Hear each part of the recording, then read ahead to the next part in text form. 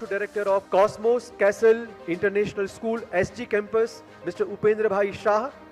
आप आओ અને સન્માન ગ્રહણ કરો.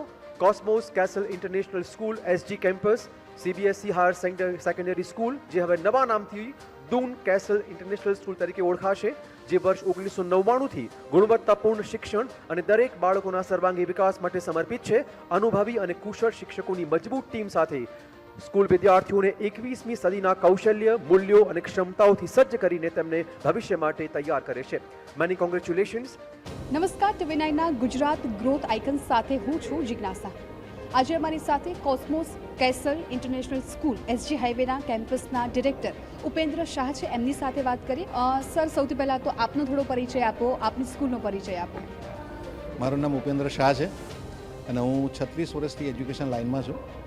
દૂન ઇન્ટરનેશનલ પબ્લિક સ્કૂલ જે મણિનગર છે અને ઘણી બધી દૂન સ્કૂલ ઓફ ગ્રુપ્સમાં હું જોડાયેલો હતો અને ઘણી બધી સ્કૂલોના મેનેજમેન્ટ કર્યા છે. પૂર્વ વિસ્તારમાં ઘણી બધી સ્કૂલો હતી અને પશ્ચિમ વિસ્તારમાં જુલાઈ 2025થી મને મોકો મળ્યો. દેવેન્દ્રભાઈ વાઘેલા, જગદીશભાઈ રાવ અને અમારા 3-4 મિત્રો સાથે અમે જોડાઈ અને આ સ્કૂલ ટેક ઓવર કરી અને જુલાઈ 2025થી અમે ચાલુ સ્કૂલ સીબીએસઈ સ્કૂલ છે અને જેનું નામ ભવિષ્યમાં આવે અત્યારે પ્રપોઝ નામ છે કે કોસ્મોસ કેસલ ઇન્ટરનેશનલ સ્કૂલથી હવે દૂન કેસલ ઇન્ટરનેશનલ સ્કૂલ જવા થઈ રહી છે.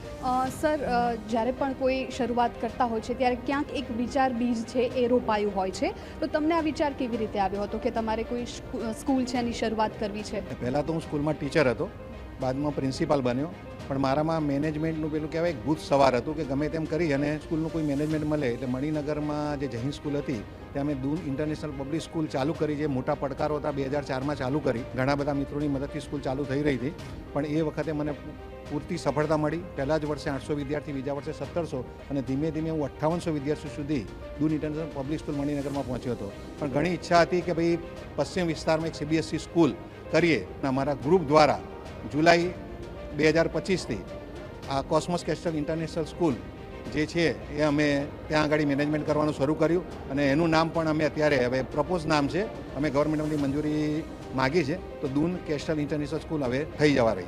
કોઈ પણ શરૂઆત થતી હોય છે સર ત્યારે ઘણા બધા પડકારો સામે આવતા હોય છે અને સ્વાભાવિકપણે કે તમે પણ શરૂઆત કરી હશે ત્યારે કંઈક તો ચેલેન્જીસ આવ્યા હશે, એને તમે કેવી રીતે પાર પાડ્યા? ઘણા બધા પ્રશ્નો આપણે પેરેન્ટ્સના હોય છે, પણ અમે એક જ વસ્તુ છે કે ભાઈ બાળકનું સિમ કાર્ડ શું છે, પેરેન્ટ્સનું સિમ કાર્ડ શું છે, પેરેન્ટ્સ શું ઈચ્છે છે, જે વસ્તુ અમે કહીએ છીએ એના કરતાં વધારે કરી આપીએ છીએ. એટલે બહુ પ્રશ્ન મને મણિનગર દૂનમાં આવ્યો નથી અને અહીંયા પણ કોસ્મોસ કેસ્ટલમાં આવ્યા પછી અમે 3 મહિનામાં એટલી બધી સ્કૂલની સિકલ આખી બદલી નાખી છે કે પેરેન્ટ્સ એટલા બધા ખુશ છે કે જે ન પૂછો વાત. કોમ્પિટિશન પણ ખૂબ બધી છે. અમદાવાદમાં બહુ બધી સ્કૂલ છે. શા માટે લોકો તમારી સ્કૂલની પસંદગી કરે? કઈ રીતે અલગ પડે છે સ્કૂલ?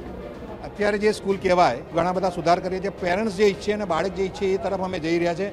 ગુરુકુળ ટાઈપ પણ કરી રહ્યા છે કે જેથી બાળકને કોઈ પ્રોબ્લેમ પણ ના આવે અને બધા પેરેન્ટ્સને અમારી સ્કૂલ કંઈ પણ જુદી રાખે. બીજું, દરેક સ્કૂલ અત્યારે જ્યાં પણ મેં મેનેજમેન્ટ કર્યું છે તો મારું એક જ સૂત્ર રહ્યું છે કે premium education at non premium cost. એ તરીકે જ અમે પ્રખ્યાત છીએ અને એ રીતે જ હું પ્રખ્યાત છું. સર, આટલી બધી કોમ્પિટિશન છે એમાં તમે વાત કરી કે શા માટે તમારી સ્કૂલની લોકો પસંદગી કરે, પરંતુ અત્યારે નવી નવી ટેકનોલોજી આવી રહી છે, લોકોને પણ કંઈક નવીનતા જોઈએ છે અને એજ્યુકેશન ફિલ્ડમાં પણ અત્યારે ટેકનોલોજી છે ખૂબ મોટો ભાગ ભજવી રહી છે. તો કઈ એવી ટેકનોલોજીનો તમારી સ્કૂલમાં ઉપયોગ થઈ રહ્યો છે? મેં અત્યારે એવું નક્કી કર્યું છે કે ધોરણ 9થી થોડી ગવર્મેન્ટની પણ મંજૂરી લેવી પડશે. પણ ધોરણ 9થી મેં એવું વિચાર્યું છે કે ભાઈ જેને સાયન્સ સ્ટ્રીમમાં આગળ જવું છે તો એ લોકો ફિઝિક્સ, કેમેસ્ટ્રી અને બાયોલોજી, જેને કહેવાય મેડિકલ લાઇનમાં જવું છે તો ફિઝિક્સ, કેમેસ્ટ્રી, બાયોલોજી એને ખોરાક તરીકે ભણાવાય, બાકીના વિષયો એને દવા તરીકે ભણાવાય.